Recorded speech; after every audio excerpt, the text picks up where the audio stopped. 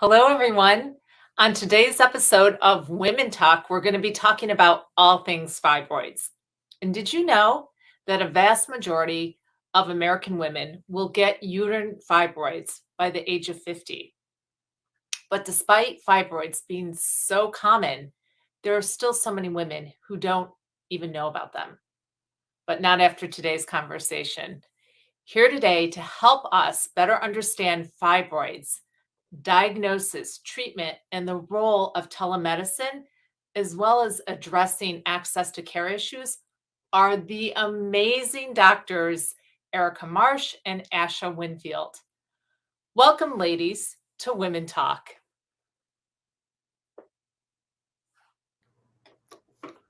Hello, hello. Hi. Hi, how are you? Hi, welcome. Good to Ladies, be we're going to here. dive right in. Thank you so much for taking time to be on our show today. So, Dr. Winfield, can you tell me what are fibroids and what are some of the signs and symptoms of fibroids?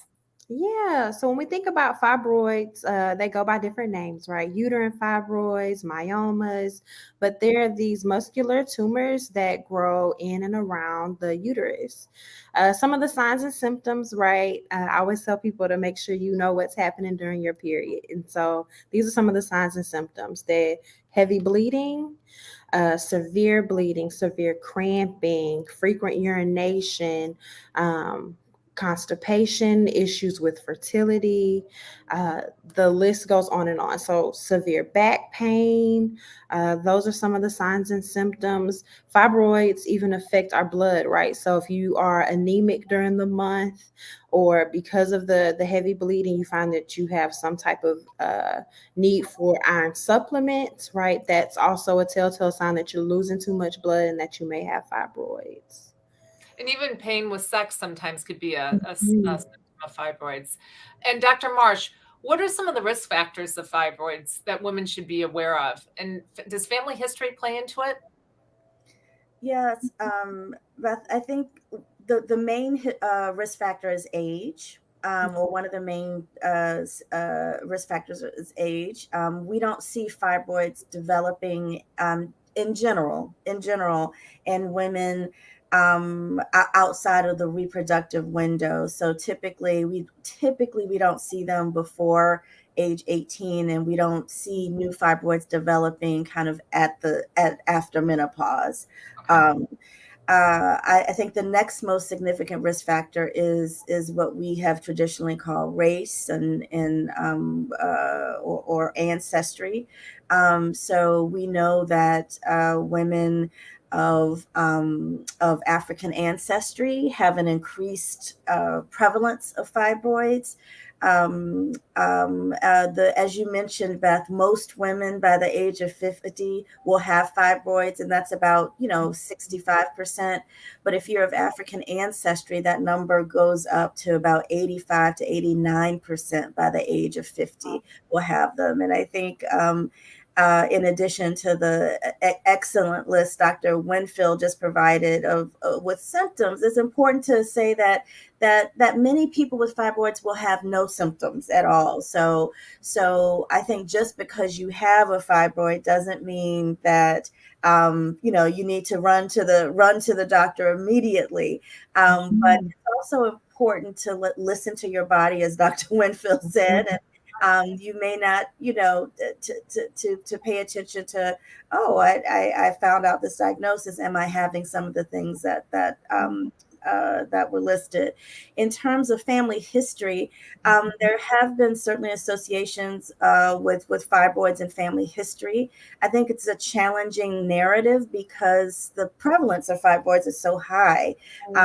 And so, but when you're in a situation where most people have fibroids, we see people who have them who have a family history and who don't have a family history. So I will say this: if fibroids do run in families, however, it is very possible to have fibroids even if you don't have a family history of them, or think you don't have a family history of them, because remember, sometimes people don't know whether or not they have fibroids. So Correct. So some women may be living with fibroids and never exhibit like a sign or symptom, and others may have some symptoms. And if you are having symptoms, it'd be a good thing to talk to your healthcare provider about at your Absolutely. visit. But talking about healthcare providers, for many of us, we use our OBGYN, right? So we go in, we have that OBGYN, but some women are not as lucky, right? They may be living in areas where they don't have an OBGYN or even a gynecologist accessible to them. Can they, who would they see if they're having symptoms where they would like to talk about it and find out what's going on? Who can they see their primary care? Absolutely. And I'll take a stab at this, and Dr. Winfield, please, jump in. Yeah. I think, this speaks to the importance of the primary care provider, and of the OBGYN. But to your point, Beth, not everybody has access to an OBGYN, and we have to work on that, and we have to improve that access. But it's important that if you think you have symptoms from fibroids, that you do reach out to your whatever healthcare provider you do have access to. And for most of us, that is a primary care provider. It may be a family medicine doc, it may be an internist, it may be a nurse practitioner, it may be a physician's assistant. But make sure you talk to a trusted healthcare provider, share your symptoms, share your journey, share your concerns. And they may be able to reassure you that everything is okay. And they may be able to confirm for you that, yes, something else is going on, and we need to figure out how to connect you to the specialty care that you need, which is a whole nother topic that we could spend Another show. Exactly. So I love the idea of making sure that you have that conversation about what you're experiencing. And Dr. Winfield, I know you've been doing some work about sharing your stories. So can you talk to us a little bit about what you've been working on and how women could, I think it's easier said than done, right? So when we're in the room with our healthcare provider in the little gown, and is everything okay? Yeah, everything's okay. Like, you kind of go blank, like in headlights, right? And instead of saying, well, wait a minute, no, I'm going through many more pads with my, I get my monthly period, but now I feel like going through many more pads or whatever the symptoms may be. Can you help us or help my audience understand how they can better prepare for that visit with their provider? Yeah. Hey, storytellers out there. Okay. One of the things that I advocate for is keeping a journal of what is happening with your body and not being afraid to share that list with your healthcare provider. It took me a long time to get there because I had those very same experiences you're talking about early on in this journey. I found out I had fibroids in my early 20s. I'm not in my 20s anymore, okay?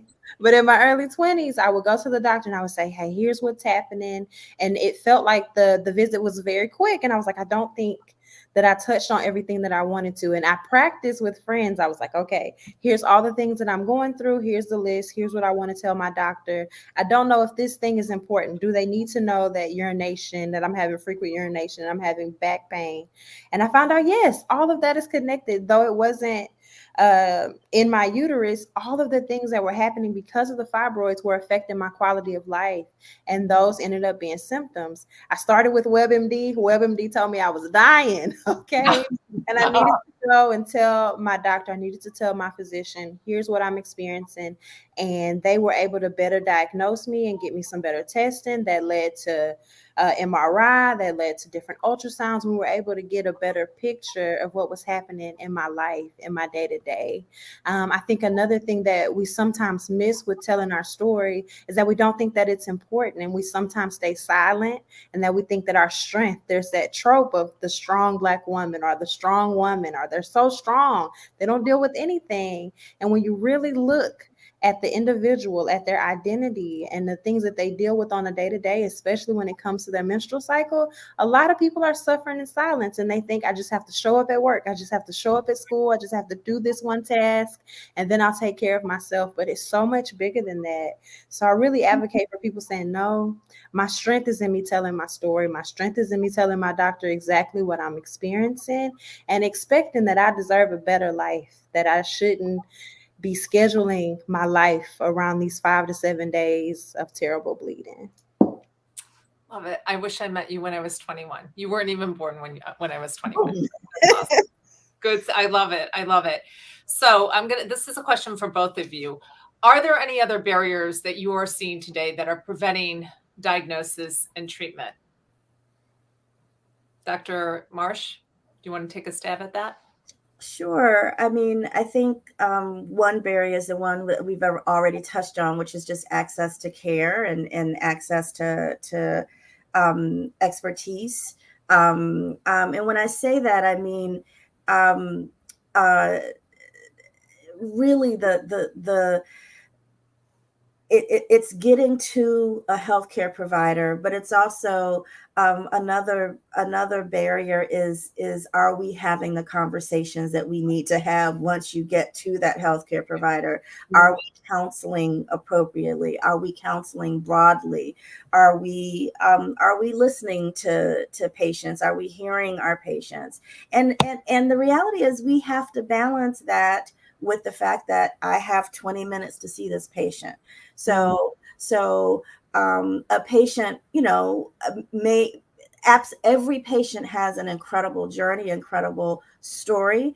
And our challenge as providers is to say, how do I hear my patient and do what I need to do in this 15-minute slot or 20-minute slot or 30-minute slot, where I can affirm my patient, make sure that they feel heard, seen, know that I've seen them, and yet make that medical diagnosis that I need to make. So I think, making sure that we have enough providers to see people, so that access to care issue, making sure that people are optimally insured. And again, that's a whole nother discussion that we could have, but having health insurance matters, particularly in the space of women's health. It matters in terms of access to care. And then once we get the access and have the insurance, making sure that our providers are equipped to counsel patients appropriately, and that our patients feel optimally empowered to have that conversation, to share their journeys. And so we can have, again, that shared decision-making process that I think is so critical in medicine. I think you just solved it, Dr. Marsh. Well, then we're good. Good. Okay. That was good. Yeah. And how about Dr. Winfield? Did you want to chime in on that question? It was answered so well, but when I think about women in rural communities, right, and I think about their access to the health care, I know we were talking about it yesterday. Just thinking about, how far do you have to drive to get to the nearest hospital? Is there a hospital within 30 miles? Can you take off work? Do you trust this doctor? Does this doctor see you? Are they just giving you some plan that they always use for everybody who comes in with this list of symptoms? Do you trust them? And do you trust yourself to really show up for your own healing? Or are you okay with going on with the symptoms that you're experiencing and ignoring them? Because they oftentimes get ignored, right? It is a larger conversation that happens when we think about access and insurance and who is the nearest doctor within the vicinity who can really care for you in a holistic way, right? That you aren't just patient number 001, right? That is so much bigger than that. And I appreciate Dr. Marsh saying that you got 20 minutes with us.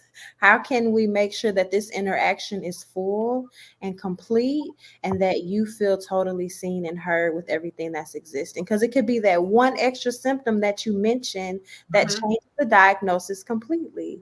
So, I think all of of that is important to consider, and it's going to take a community to do it. It's much larger than this. This is a great like start. Like, how do we have those conversations? But at the end of the day, we do have to affect some policies as well if we really want to see some changes for the people who are suffering.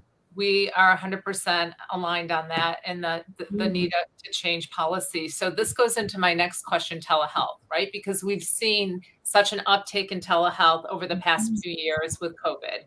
So I would love to hear from both of you on, can telehealth be used as part of the diagnosis and or follow-up care? So we're talking about the 20 minutes with the patient right now and trying to meet her where she is, and as healthcare providers, making sure that we kind of stand on plan too, because we've got other patients that we need to see. Is telehealth playing a bigger role? Are you seeing it in your practices? And what do you see as for telehealth in the future?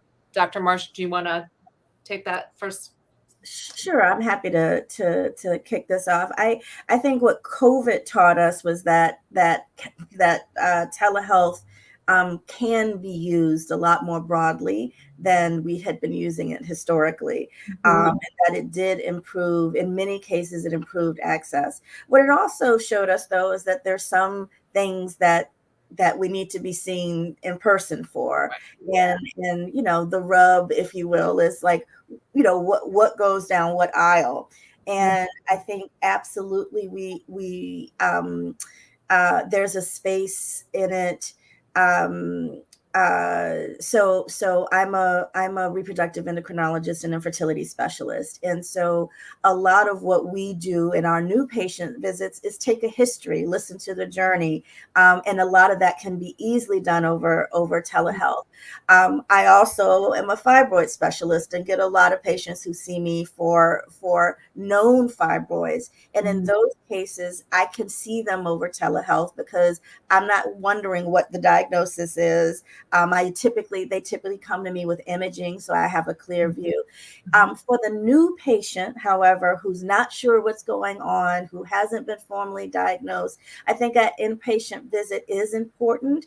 Having a healthcare provider lay hands on a patient, do a bimanual exam, do that imaging, understand where the pain is, what pressure points elicit the pain. I think that's really important. So I think there are absolutely roles for telehealth in the care of a fibroid patient, particularly after that initial evaluation is done, to follow up on imaging, to see how patients are responding to different treatments, for post-op or pre-op visits to go over the plan or to see how patients are recovering. There is a role, but I think nothing we can't fully replace the hands-on role of that key visit for an exam. And also, I know people have different thoughts about this, but also reaching across the table and touching a patient's hand and saying, I hear you.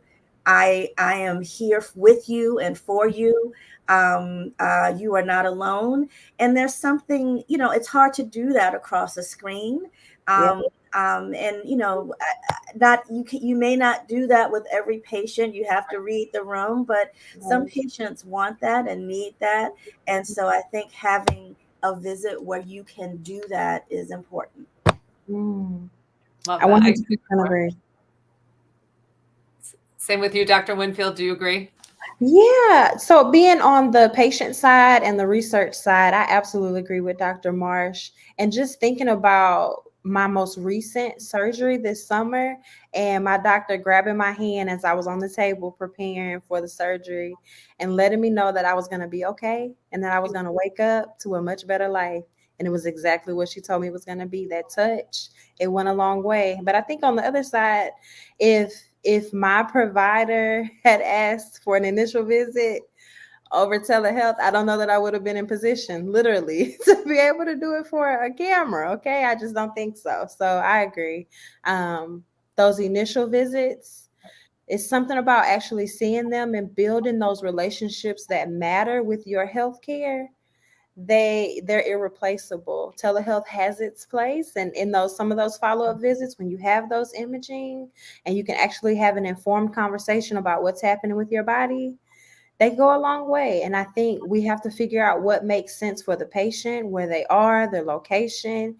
They may be in a location where telehealth makes sense, and they may be in a place where the broadband isn't working and it interrupts the communication interaction that's happening, and you don't end up with a great visit or being satisfied. So yeah, I agree with Dr. Marsh. I agree with you both. And it's something that I've learned in my 20 plus years in women's health. One size never fits all, right? You know how they always say, oh, it's one size does not fit all. Like Yeah. it's a combination of, it's a combination, and it's understanding who your patient is and making sure, you know, she has some options. So I love that. So you, Dr. Winfield, you kind of started to address my next question, and it's looking at rural health, right? How can we support providers serving underserved communities today? Yeah, I always tell us that it is a community effort. We cannot do this alone. It takes families, it takes friends, it takes social groups, it takes the churches, it takes everybody getting involved in our health and not ignoring it. I think when I think about rural health, I think about the work that my mom did as the county pharmacist in Jefferson County for so long. I think about Tom Joyner's health initiative that they did in all the cities, where people from around the major cities in the rural areas came together to get those health checkups, right? To be introduced to doctors in their area and to know that people cared about them and their quality of life. When I think about rural health, I think about some of the other challenges and barriers that may exist, right? So we talk about access to those hospitals, access to those physicians. Can they take time off work?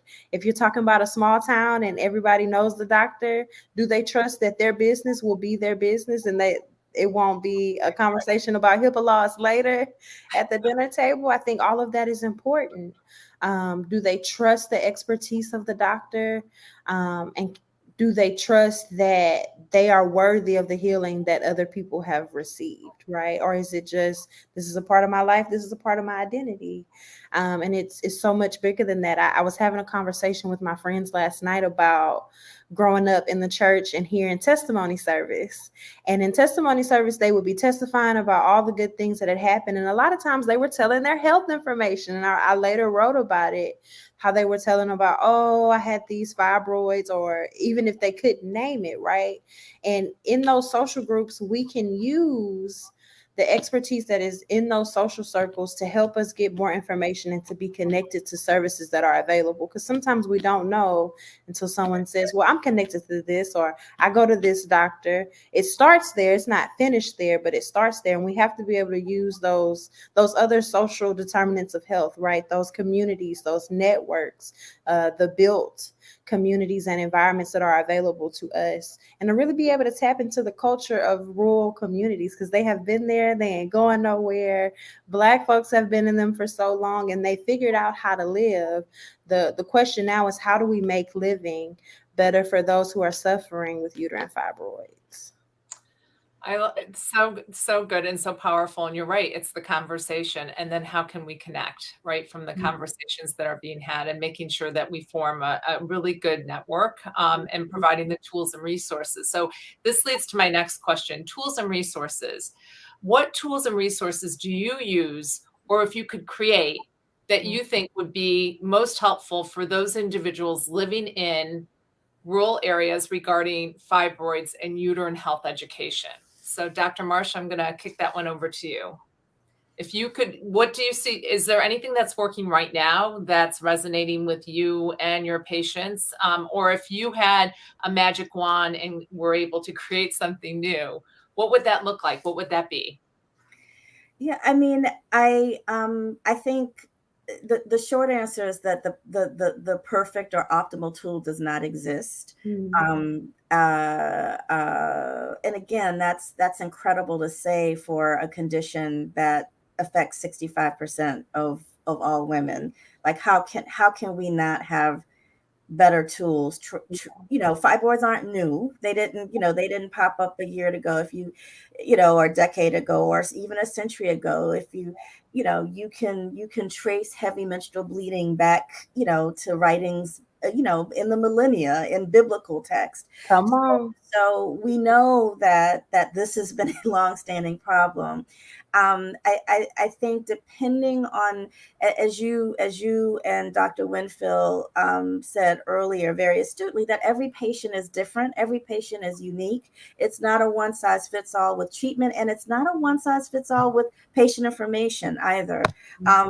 Patient literacy is varies. I have patients that have incredibly high health literacy, that are physicians, that are OBGYNs, and I have patients that have lower than a third grade health literacy. And so my approaches to patient education are very different for those individuals, Beth, but the goals are the same. And the goals are, do you understand the diagnosis that you have? So do they have an understanding of what fibroids are? Sometimes it's purely conversational. Sometimes I refer them to PDFs that can be downloaded on various professional from professional society websites like the American College of OBGYN or ACOG, or the American Society of Reproductive Medicine, ASRM. Both of those organizations have some patient information. NIH has some patient information as well, but not everybody, to Dr. Winfield's point, not everybody is fluent in even using the internet, or has access to the internet, or has a computer at home. So sometimes that conversation needs to be longer, and it is very much about, I'm going to give you a piece of paper that has the information on it. I think to create the optimal tool, Beth, we need to listen to the community, as Dr. Winfield said. A lot of my research is community engaged research, or community-based participatory research. So I fully am a believer in that, and knowing that the community knows itself better than I ever will as an outsider walking in.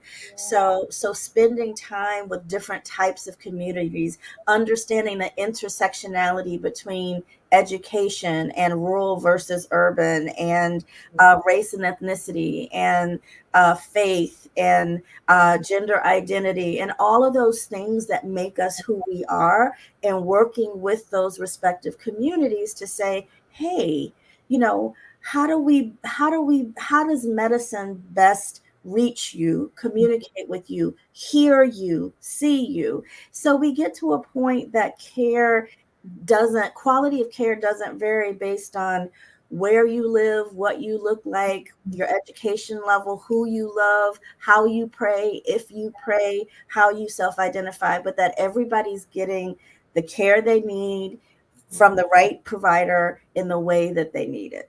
That's the goal. I love that. Me too. I love it. All right. So now, ladies, we're going to take some questions from our audience. Okay. So question number 1. Kate asks, what resources can women go to learn more about the symptoms and treatment of fibroids? And you've mentioned a couple really good organizations, Dr. Marsh, but I know the White Dress Project has awesome, right? And you both connected, and we are too. We love them, and work with them to create a lot of our fibroid programs. Absolutely.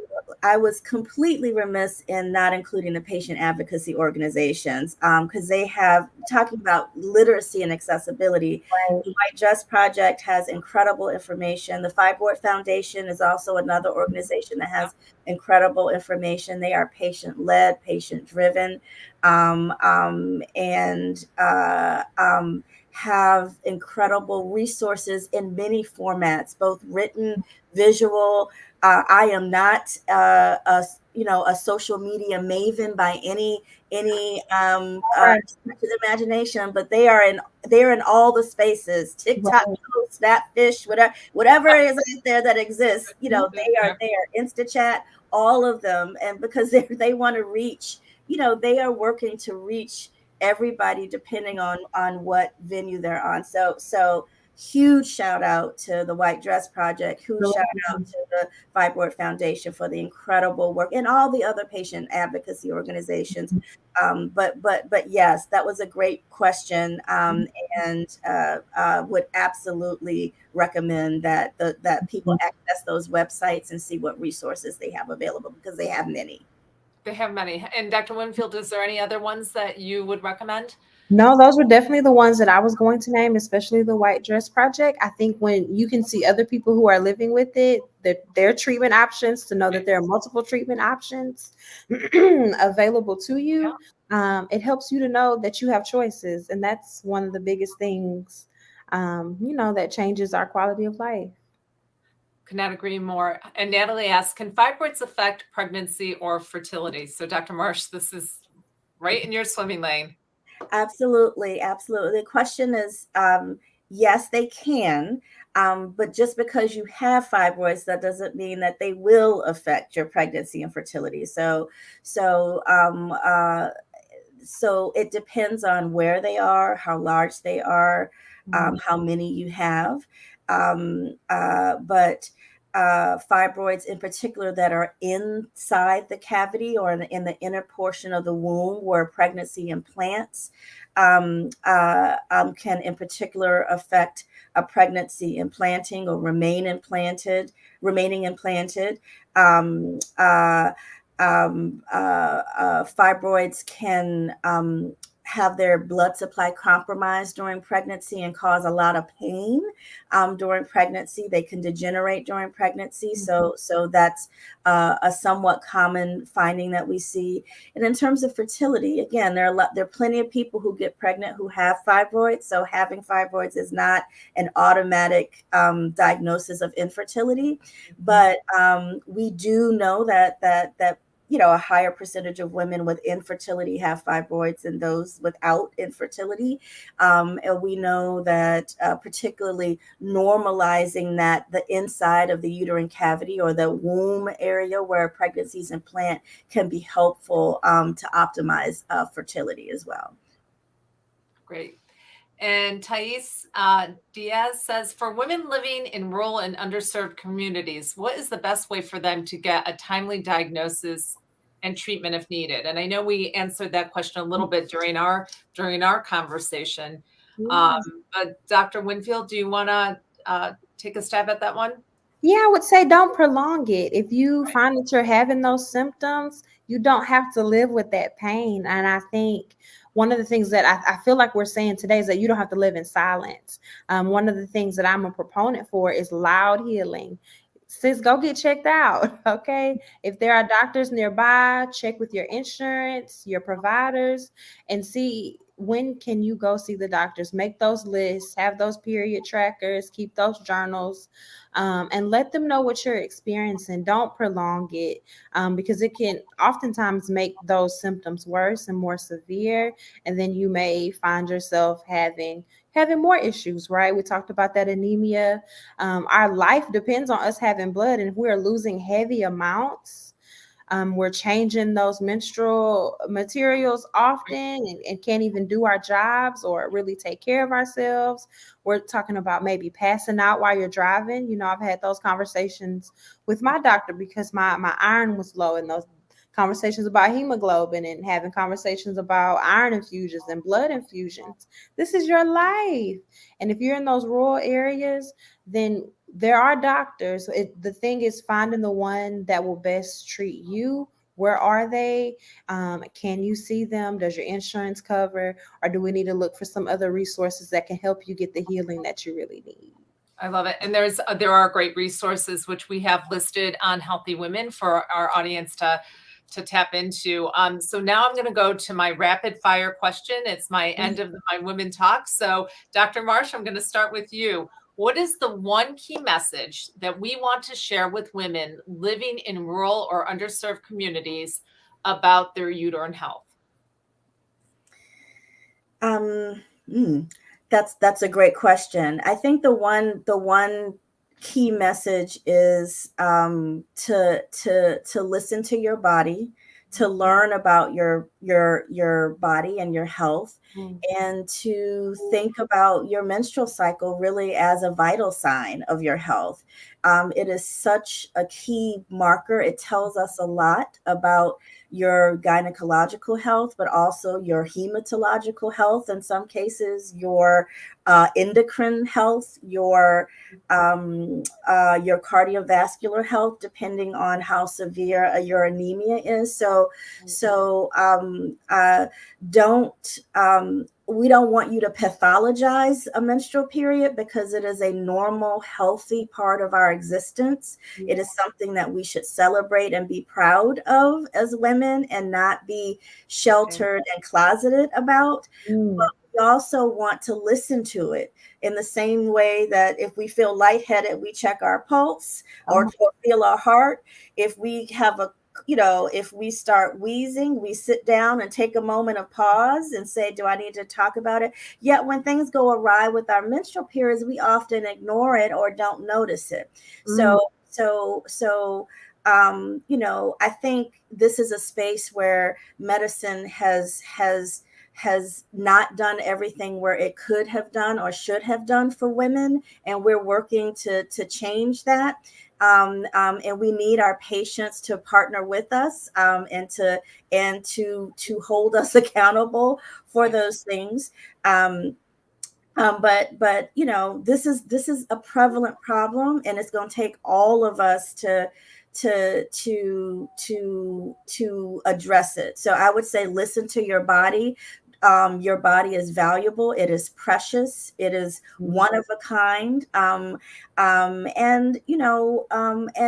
we matter. Our health matters as women. We run households. We take care of else in the family. We work. If we're not healthy, then the family isn't healthy.